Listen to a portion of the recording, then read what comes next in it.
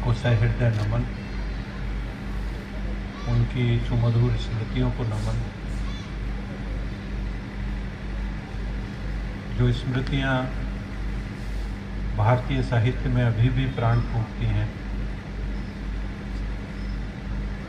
वो स्मृतियाँ जो संभवतः आज के रचनाकारों को भी प्रेरणा देती हैं,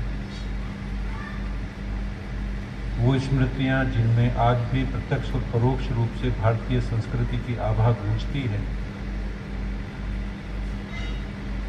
उन सभी के इस कार्यक्रम में शामिल होने के लिए जो उनके परिवार ने हमें ये गौरव प्रदान किया है, इसके लिए मैं उनका बहुत बहुत धन्यवादी हूँ। बचपन से ही जयशंकर प्रसाद जी को हमने पढ़ा और आज जब सुबह मैं यहाँ के लिए आ रहा था तो भी वही सारी चीज़ें बार बार रह के दिमाग में घूम रही थी कि बस गई एक स्मृति है, बस गई एक स्मृति है। पंक्तियाँ भी थोड़ी याद नहीं आ रही, हो सकता है कि आप हेल्प करेंगे। आंसू की पंक्तियाँ हैं, बस गई एक स्मृति है इस हृदय में, नक्षत्र लोक फैला है जैसे इस लोक नीले में। सही से मैं भौतिक विज्ञान का विद्यार्थी हूँ, साहित्य से थोड़ा फिर भी कम रहता है, लेकिन फिर भी क्योंकि शुरुआत के दिनों में ये चीज़ें पढ़ी 10th में 12th में, और उन्होंने जीवन पे एक असर डाला और शुरू से ही एक लालसा रही कि हम जयशंकर प्रसाद जी कहाँ रहे, कैसे बड़े हुए, क्या उनका परिवार है, कैसे उन्होंने साहित्य सृजन किया। ये जिज्ञासा बहुत चिरकाल पोषित जिज्ञासा है। आज यहाँ पे इस आवास पे आके उन सारी चीज़ों को अपनी आंखों से देखा तो निसंदेह ये अपने आप में एक बहुत बड़ी हमारे लिए तो उपलब्धि है व्यक्तिगत दृष्टि से देखें तो, क्योंकि केवल कल्पना करते थे कि किस तरह साहित्य सृजन हुआ होगा। एक एक चीज़ बार बार रह रह के याद आती है, क्योंकि स्मृति पटल पे सारी चीज़ों को एक साथ समाहित करना वो भी एक विज्ञान के विद्यार्थी के लिए कई बार बहुत मुश्किल होता है। लेकिन फिर भी कुछ पंक्तियां जैसे कामायनी की हैं, हिमगिरी के उत्तुंग शिखर पर बैठ शिला की शीतल छाह, एक पुरुष भीगे नैनों से देख रहा था प्रलय प्रवाह, या आंसू की झंझा जकोर गर्जन था, बिजनी थी नीरद माला, पाकर इस सुन हृदय को आ किसने डेरा डाला। ये सारी ऐसी चीज़ें हैं जो कहीं ना कहीं मानवीय मनोभावों को उद्वेलित करती हैं और ये प्रेरणा देती हैं कि क्यों ना मानवीय संवेदनाओं और मानवीय मूल्यों का एक ऐसा सुंदर समन्वय हमारे समाज में हो जिसकी परिकल्पना ये महाकवि करते रहे। अनेक संघर्षों के बावजूद उन्होंने जो साहित्य सृजन किया उसमें कहीं भी ये परिलक्षित नहीं होता कि द्विधा भरा जिंदगी उन्होंने जी। भावनाओं को इतने करीब से देखने की जो उनकी अपनी एक तीक्ष्ण दृष्टि है, वो निसंदेह अपने आप में एक मिसाल है, बहुत ही ज़्यादा प्रशंसनीय है। मुझे उनकी एक कविता ममता पढ़ने का भी मौका मिला। ये भी उसी समय की है जब हमने मोस्ट प्रोबेबली शायद 10th में होती थी सिलेबस में, और मुझे अभी तक याद है कि उसको एक एक उसका गद्य मुझे पूरा शब्दों से याद था। और कुछ कुछ चीज़ें जैसे अभी भी काशी के उत्तर में धर्मचक्र विहार और गुप्तों की कीर्ति के खंडर में बिखली भारतीय शिल्प की विभूति, स्वयं को ग्रीष्म की चंद्रिका में शीतल कर रही थी। ये पंक्ति मुझे अभी तक याद है। देखिए, मैं 79 का 10th हूँ और विज्ञान पढ़ा है मैंने, फिजिक्स पढ़ा है, उसके बाद कभी पढ़ने का मौका नहीं मिला। इसी से सीधे सीधे पता लगता है कि उनका लेखन मानस पटल को किस हद तक प्रभावित करता है कि एक छोटा विद्यार्थी भी जीवन पर्यंत उन चीजों को याद करता है, बार बार उन्हें दोहराता है। कहीं ना कहीं उसमें जीवन की एक ऐसी ललक झलकती है जो जीने को बाध्य करती है, और वही शायद उनके जीवन में दिग्दर्शित भी होता है कि ऐसा कौन सा रिश्ता है जो उन्होंने ना खोया हो। सारे रिश्ते लगभग उन्होंने खोए, उसके बावजूद भी खुद को संजो के रखना और इस स्तर का साहित्य सृजन करना अपने आप में, हमें तो लगता है कि विलियम वर्ड्सवर्थ के बाद यदि दुनिया में कोई है तो वो महाकवि जयशंकर प्रसाद जी ही है। ये सारी चीजें के एक अद्भुत स्तंभ बने, ये भी अपने आप में एक बहुत ही स्मरणीय कहानी है। साहित्य की वो विधा अपने आप में भारतीय साहित्य का एक अलग ही स्वरूप प्रतिबिंबित करती है, जिसमें भाषा की कलात्मकता है, भावों का उदात्त संप्रेषण है, और उसके साथ ही साथ इतिहास के साथ जो हमारी पुरातन भारतीय परंपरा है, माइथोलॉजी है, उसका एक सजीव चित्रण है। हर एक चीज का शब्दों द्वारा इस तरह का सुंदर चित्रण किया जाता है, संभवतः ये कला की पराकाष्ठा थी। आज जब हम देखते हैं कि उन्हीं के भावों को, उन्हीं के विचारों को, उन्हीं के पात्रों को जब हमारे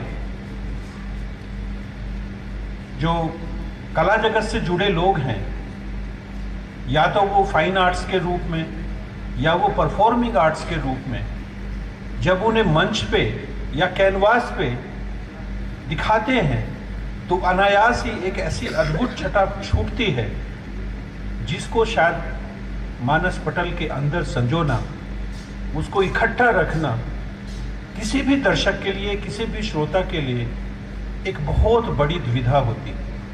इतनी सारी चीज़ों को एक साथ कैसे समाहित किया जाए, उन सारी चीज़ों का एक बार अपने मानस पटल पे कैसे चित्रण किया जाए, ये एक बहुत बड़ी चुनौती होती है किसी भी दर्शक के लिए, किसी भी श्रोता के लिए। इन सब के साथ साथ भाषा सौष्ठव का जो आयाम उन्होंने भारतीय साहित्य को दिया, वो अपने आप में एक अद्वितीयता दिखाता है। हम लोग सभी जानते हैं कि जयशंकर जी ने शुरू में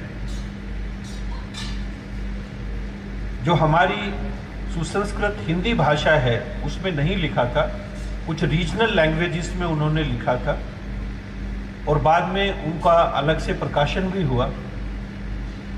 लेकिन जिसके लिए जयशंकर प्रसाद जी जाने गए, वो संभवतः हिंदी का वो स्वरूप है जो आज के लेखक को भी बहुत ज़्यादा आकर्षित करता है, और उसमें गतिमयता और लय दोनों चीज़ें इस तरह एक साथ समाहित करना, भाषा की क्लिष्टता के इस माला में गतिमयता को पिरोना संभवतः एक बहुत ही असाध्य कार्य था, जो उन्होंने बहुत ही सुंदर तरीके से किया।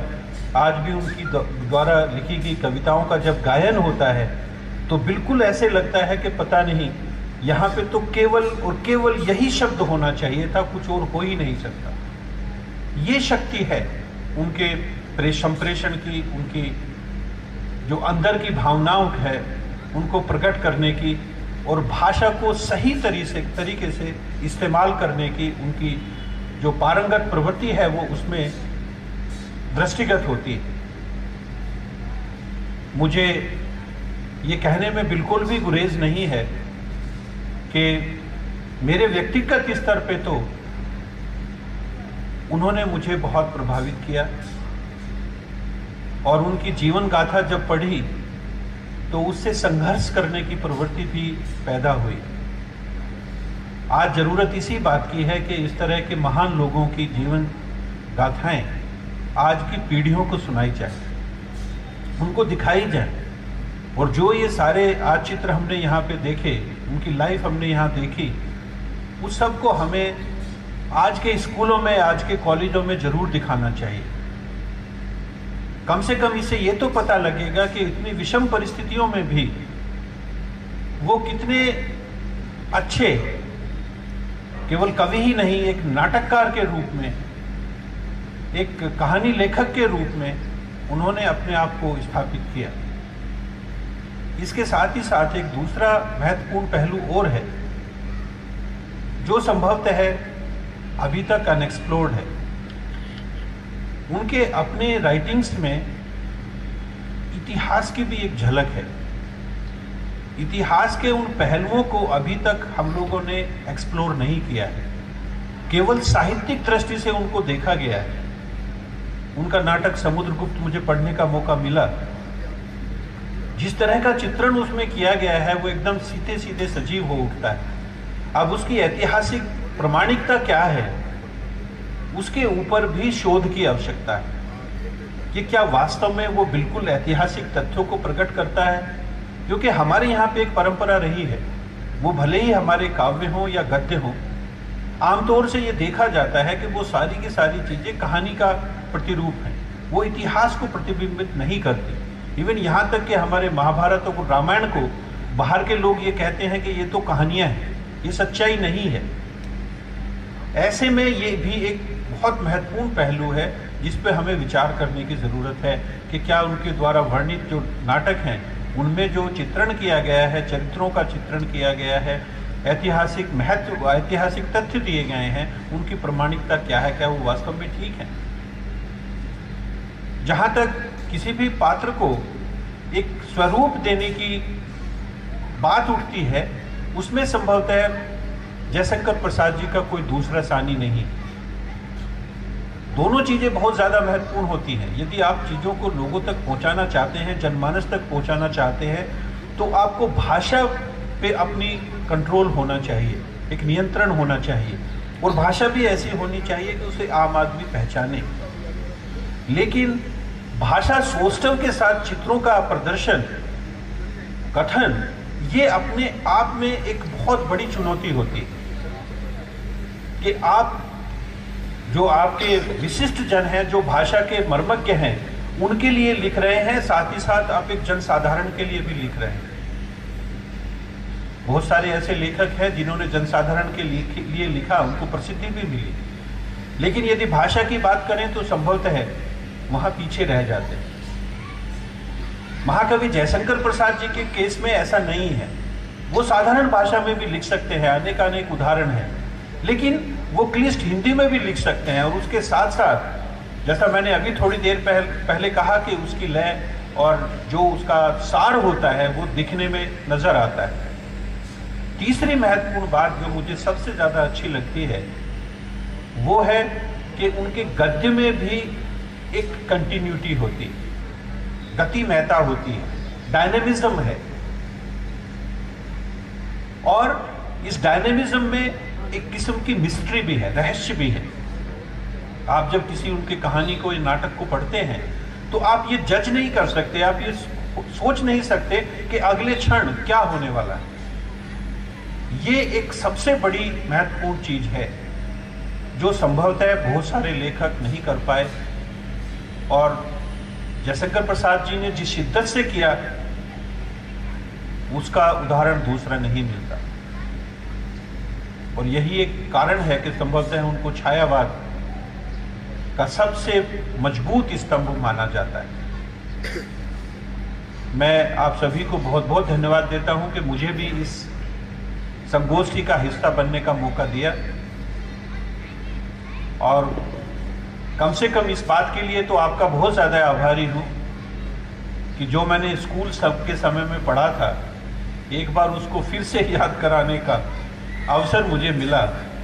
और कम से कम जो एक हर एक इंसान का एक सॉफ्टवेयर कंपोनेंट होता है, भावनाएं होती हैं, इमोशंस होती हैं, उनके लिए भी कुछ समय देने का मौका मिला। अदरवाइज ज़्यादातर तो हम लोग स्पेशली भौतिक विज्ञान के लोग भौतिक चीज़ों में ही रमते हैं और ये जो सॉफ्टवेयर कंपोनेंट है ह्यूमन बीइंग का, इस पे कई बार बहुत ज़्यादा तवज्जो नहीं दे पाते। लेकिन सही इंसान तो वही है जहाँ पे दोनों का सामंजस्य हो, भौतिकता का और इस मानवीय चेतनाओं का, भावनाओं का यदि सशक्त सामंजस्य होगा तभी अच्छे व्यक्ति बनते हैं, तभी अच्छे लेखक बनते हैं, तभी अच्छे विशेषज्ञ बनते हैं। और इसका सबसे जीता जागता उदाहरण महाकवि जयशंकर प्रसाद जी हैं। बहुत बहुत धन्यवाद कविता जी का कि उन्होंने हमें यहाँ पे इनवाइट किया। इसके साथ ही साथ संपूर्ण परिवार का, जिन्होंने अद्भुत हमें यहाँ पे आदर सत्कार भी मिला और एक अच्छा मौका भी मिला सीखने का, और ये भी देखा कि जयशंकर प्रसाद जी की लाइब्रेरी में क्या क्या चीज़ें हैं, क्या क्या चीज़ें उन्हें पसंद थी, उस समय का लाइफ स्टाइल कैसा था। ये सारी बातें संभवतः हमारे लिए एक बहुत ही सूचना है, बहुत ही नवीन सूचना है। एक बार फिर से सभी का बहुत बहुत धन्यवाद। मंच पे आसीन सभी विशेषज्ञों का, सभी मर्मज्ञ लोगों का, साहित्यकारों का। थोड़ा सा मैं मिसफिट हूँ साहित्यकारों के बीच में, लेकिन फिर भी अपने आप एक सामंजस्य स्थापित करने की कोशिश की है। यदि कोई गलती हो तो क्षमा करेंगे। बहुत बहुत धन्यवाद सभी का। जय हिंद। बहुत ही नवीन सूचना है। एक बार फिर से सभी का बहुत बहुत धन्यवाद। मंच पे आसीन सभी विशेषज्ञों का, सभी मर्मज्ञ लोगों का, साहित्यकारों का। थोड़ा सा मैं मिसफिट हूँ साहित्यकारों के बीच में, लेकिन फिर भी अपने आप एक सामंजस्य स्थापित करने की कोशिश की है। यदि कोई गलती हो तो क्षमा करेंगे।